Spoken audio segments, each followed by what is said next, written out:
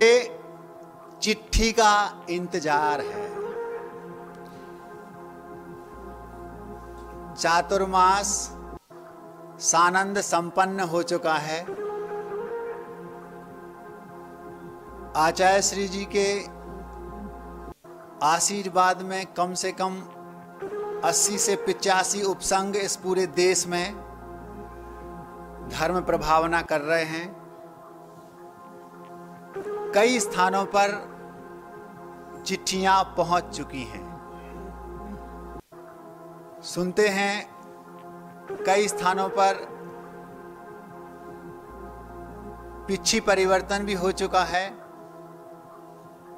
2-3 स्थानों पर तो बिहार भी हो चुका है। पूज्य निर्यापक श्रवण श्री योग सागर जी महाराज का बिहार भी हो चुका है। कुछ को सिरपुर जाने के संकेत हैं और कुछ को शिवपुर जाने के। पूज्य निर्यापक श्रवण श्री वीर सागर जी महाराज जी का भी बिहार कारंजा की ओर, ऐसा हमने आप लोगों के मुख से सुना है। पास में एक नगर है देवेंद्र नगर, 50-60 किलोमीटर है यहाँ से। सुनते हैं ओंकार सागर जी आदि 5 मुनिराज वहां से भी बिहार कर चुके हैं। गुरुदेव के संग में निर्यापक श्रवण श्री प्रसाद सागर जी महाराज हैं। वे अपने कबूतरों के माध्यम से चिट्ठियों का आदान प्रदान करते हैं। एक समय था जब चिट्ठियां कबूतर ले जाया करते थे। एक फिल्म देखी थी, नाम तो नहीं बताऊंगा, उसमें एक गाना था, कबूतर जा जा जा। आप लोग ऐसा मत समझना कि कबूतर केवल चिट्ठियों को भेजा करते थे अथवा लाया करते थे। बीच में वे अपनी बुद्धि भी लगा लिया करते थे और उनकी बुद्धि से बहुत बड़े अनर्थ होते होते भी बच जाया करते थे। किसी के नाम चिट्ठी किसी कबूतर को दी कि उसको देना, तो बुद्धिमान कबूतर बदल के दूसरे को भी दे देता था। एक बार की बात है, एक मन चले लड़के ने एक चिट्ठी लिख दी। एक मन चले लड़के ने एक चिट्ठी लिखी और कबूतर के मुख में दबा दी। इसको इस नगर की जो बड़ी हवेली है उसके चौथे माले पर जो छत पर जो कन्या है उसको इस चिट्ठी को दे आना। कबूतर उड़ा, रास्ते में सोचता है गड़बड़ है।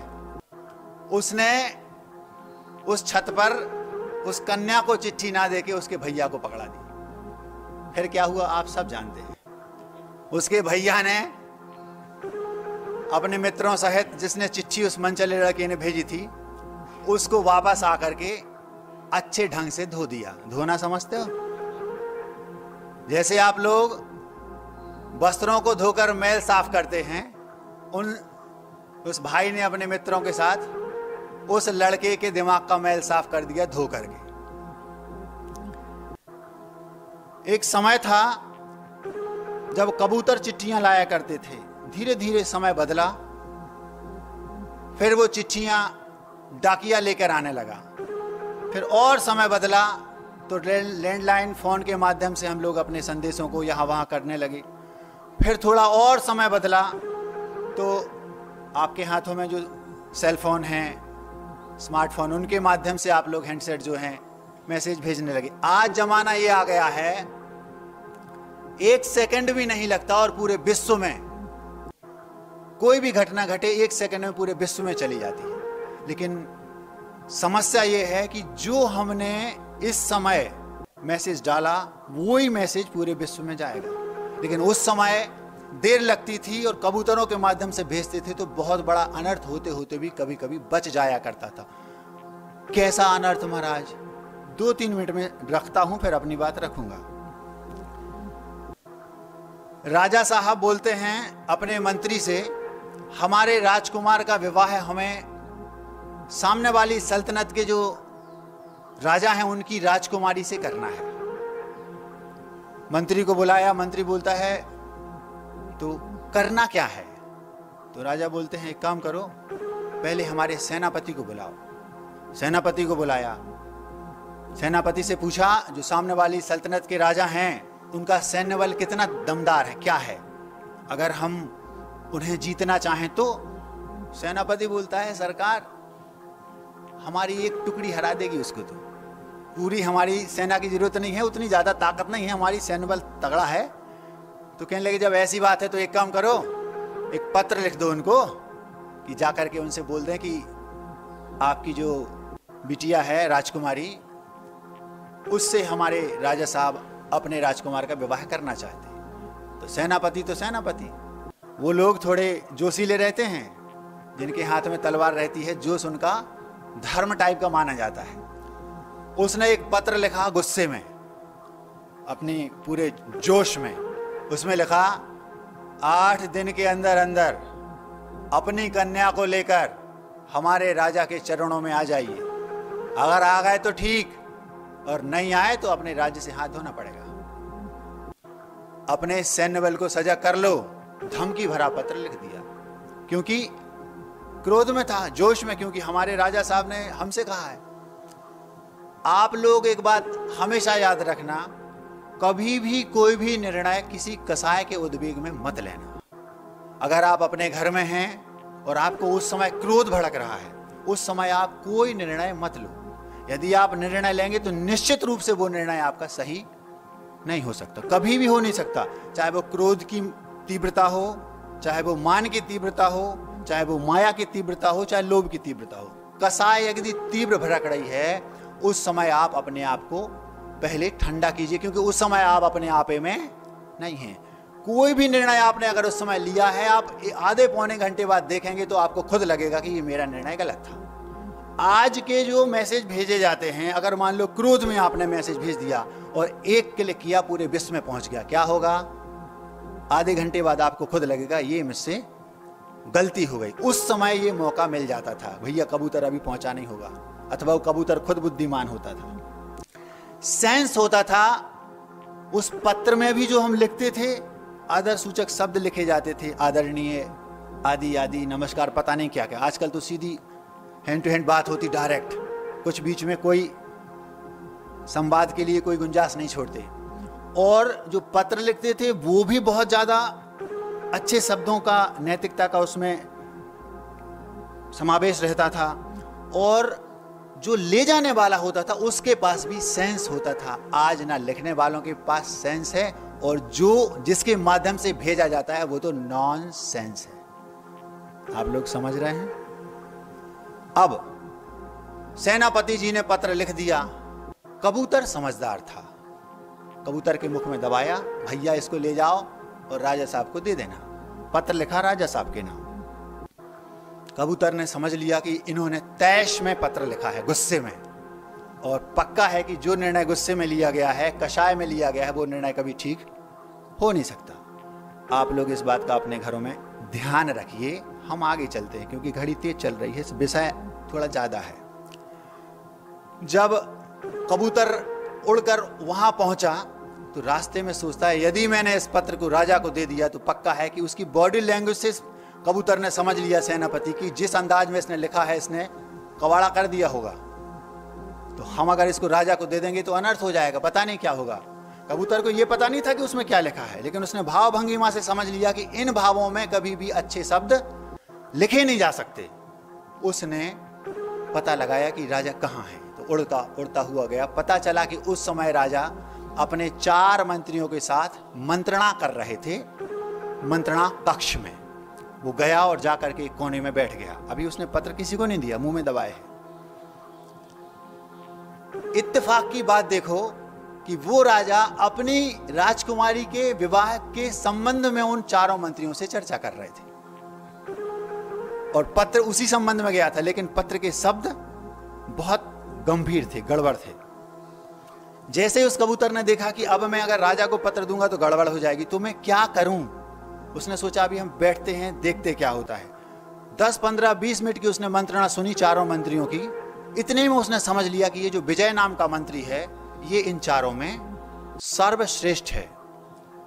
आप लोग सज्जन है सामने वाला है कि दुर्जन है, ये कैसे पता लगाते हैं? महाराज जी, उसकी बातों से पता चल जाता है। 5, 10, 15 मिनट किसी को आप दे दो, आपको पता चल जाएगा कि इस व्यक्ति के अंदर कितनी क्वालिटी है, कितने गहरे पानी में है। एक श्लोक पढ़ा था, नजार जातस्य ललाट श्रृंगा कुलप कुलप प्रसूतस्य न पाणि पद्मौ यथा यथा मुच्यते वाक्यवाणम तथा तथा जाति कुलप प्रमाणम। इसका अर्थ है, जो व्यक्ति अकुलीन है उसके सिर पर सींग नहीं होते। नजार जातस्य ललाट सिंगा, जो अकुलीन व्यक्ति है, जार से उत्पन्न है, उसके सिर पर सींग नहीं होते। कुलप प्रसूतस्य न पाणि पद्मो, और जो कुलीन व्यक्ति है उसके हाथों में कमल के चिन्ह नहीं बने रहते। यथा यथा मुच्यते वाक्य बाणम, जैसे जैसे वो मुख से शब्दों के बाण निकालता है, शब्दों को उच्चारित करता है, तथा तथा जाति कुल प्रमाणम, उसकी जाति क्या है, उसका कुल क्या है, वो कितने पानी में है, कुलीन है कि अकुलीन है, उसके शब्दों के माध्यम से पता चल जाता है। एक सेंटेंस महाभारत खड़ी करा सकता है। क्या कहा? अंधे का पुत्र अंधा, हो गई महाभारत। और एक इससे विपरीत मुझे याद आ गया, एक पत्नी थी, पति उसको बहुत स्नेह करता था, पुरानी बात है, पुराने जमाने की। तो पति देव आए और पत्नी से बोलते हैं प्रिय, और अपने और जो भी शब्द थे उनने बोले। तो पत्नी क्या बोलती है, जितना प्रेम आप मुझसे करते हैं इतना प्रेम अगर आप अपने आप से करते तो भगवान बन जाते। वो बात उसको लग गई, तुरंत घर छोड़ा, जंगल में गया, दीक्षा ले ली, कुछ ही समय में केवल ज्ञान प्राप्त किया, मोक्ष प्राप्त कर लिया। अगर आपको ऐसा ये शब्दों की आपकी शैली है तो फिर भी ठीक है, किसी का कल्याण तो हो सकता है। एक पंक्ति में महाभारत हो गई और एक पंक्ति में एक का कल्याण हो गया, ऐसा भी होता है। नजार जातस्य ललाट सिंगा कुल प्रसूतस्य न पाणि पद्मौ यथा यथा मुच्यते वाक्यवाणम तथा तथा जाति कुल प्रमाणम। उसके शब्दों के जाल में आप समझ जाएंगे कि ये किस स्तर का व्यक्ति है, कुलीन है कि अकुलीन है। यदि अच्छा व्यक्ति होगा, कम बोलेगा, धीरे बोलेगा, मीठा बोलेगा और जरूरत पड़ने पर बोलेगा। गुरुदेव ने कहा हम लोगों से, शुरुआत में ही कह दिया था, कम बोलो, धीरे बोलो, मीठा बोलो और जरूरत पड़ने पर बोलो। जो व्यक्ति अकुलीन होते हैं, थोड़ी ही देर में समझ में आ जाता है कि वो बड़बड़ बकबक करेगा, समझ लो ये कुलीन व्यक्ति नहीं है। कुलीन व्यक्ति शांत और गंभीर रहते हैं। उस कबूतर ने थोड़ी ही देर में समझ लिया, 15 मिनट में, कि ये जो विजय नाम का मंत्री है ये बहुत मास्टरमाइंड है। ये व्यक्ति कम बोल रहा है और धीरे बोल रहा है। वो क्या करता था, राजा के तीनों मंत्री तो बहुत बोलते थे, लेकिन वो बोलता तो कम था, लेकिन एक शब्द बोलता था तो वो पावरफुल होता था। वो बहुत कम बोलते हैं, लेकिन जब भी बोलते हैं कम नहीं बोलते हैं। क्या कहा?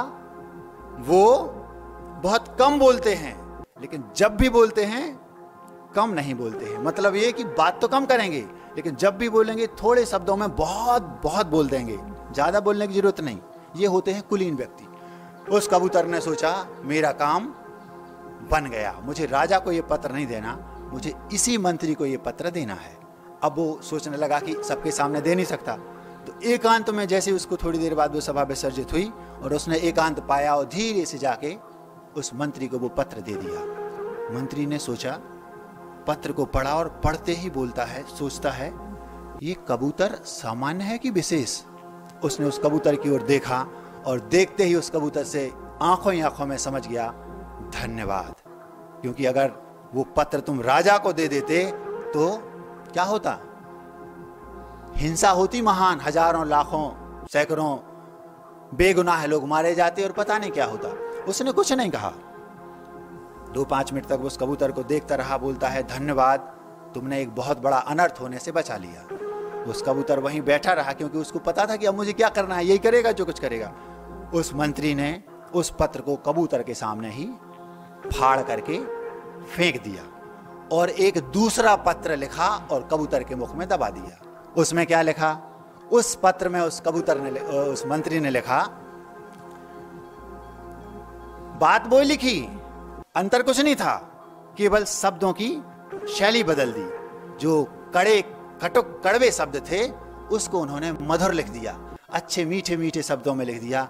आपकी कन्या पर हमारे राजकुमार आसक्त हैं, वे आपकी कन्या से विवाह करना चाहते हैं, और यदि आप ये सौभाग्य मुझे दें तो हम कृतकृत हो जाएंगे, धन्य धन्य, और दुनिया भर के अच्छे अच्छे शब्द लिख दिए और कबूतर से कहा कि जाओ दे आओ। जैसे ही कबूतर राजा के पास पहुंचा और राजा ने वो पत्र पढ़ा, तुरंत उस मंत्री को बुलाया। विजय, राजा ने उसी मंत्री को क्यों बुलाया? क्योंकि वो जानता था कि चारों में योग्य यही है। आपके बीच में, आपके घर में कितने भी सदस्य क्यों ना हो, थोड़ी ही देर में हमें समझ में आ जाता है कि घर में योग्य कौन है। जो योग्य हो उसको प्रेफरेंस देना आपका कर्तव्य है। उसने तुरंत विजय को बुलाया। अरे विजय सुनो, बात की। राजा बोलता है, देखो जो चर्चा हम कर रहे थे, जिसके बारे में हम सोच रहे थे, वो ही आ गया। जबकि वो राजा पहले से सोच रहा था कि मुझे उस राजा के जो राजकुमार है उनसे उनका विवाह करना है। ये चर्चा ही चल रही थी और वो ही हो गया। खूब धूमधाम से विवाह हुआ। मंत्री ने उस कबूतर को धन्यवाद दिया और उड़ा दिया। अब मैं आपसे ये पूछना चाहता हूं, यदि वो मंत्री पत्र को बदलता नहीं तो क्या ऐसा हो पाता? यदि वो कबूतर सीधा राजा को पत्र दे देता तो क्या ऐसा हो पाता? यदि वो कबूतर मंत्री के पास नहीं जाता तो क्या ऐसा हो पाता? यदि